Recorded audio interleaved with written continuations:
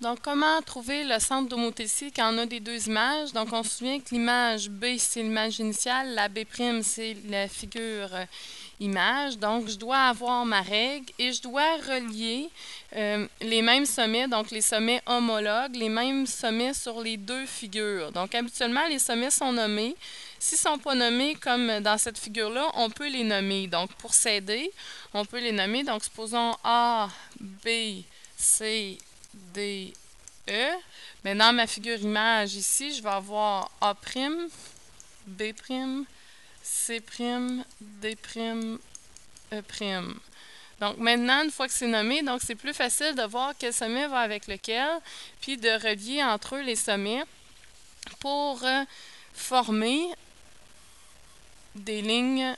On peut même à la limite faire les lignes pleines dans ce cas-ci, puisque c'est juste de trouver le centre d'homothétie. Donc, on doit relier entre eux les mêmes sommets. C'est très important de relier les mêmes sommets.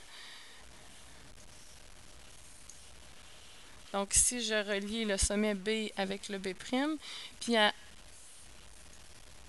quand on va avoir tout relié nos sommets ensemble, donc on va obtenir un point de rencontre de ces sommets-là. Et ce point de rencontre-là, en fait, devrait être le centre de notre homothétie si on a fait ça avec minutie et précision. Donc, c'est un travail de précision, par exemple, il faut faire attention. Donc, je relie. Ici, là, j'ai une légère erreur parce que ma règle ne se place pas nécessairement exactement. Donc, c'est important de le faire avec chaque sommet pour vraiment se placer comme il faut.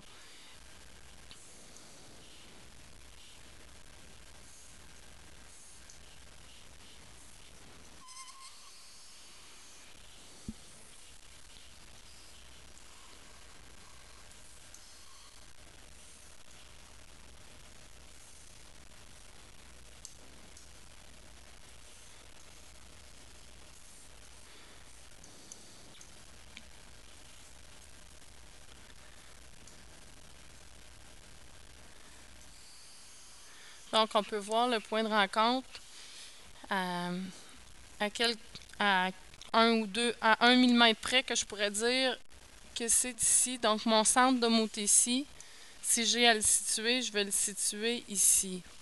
Donc, c'est sûr qu'il y a un petit peu de marge de manœuvre là, parce qu'il faut y aller vraiment, comme je disais, avec beaucoup de précision.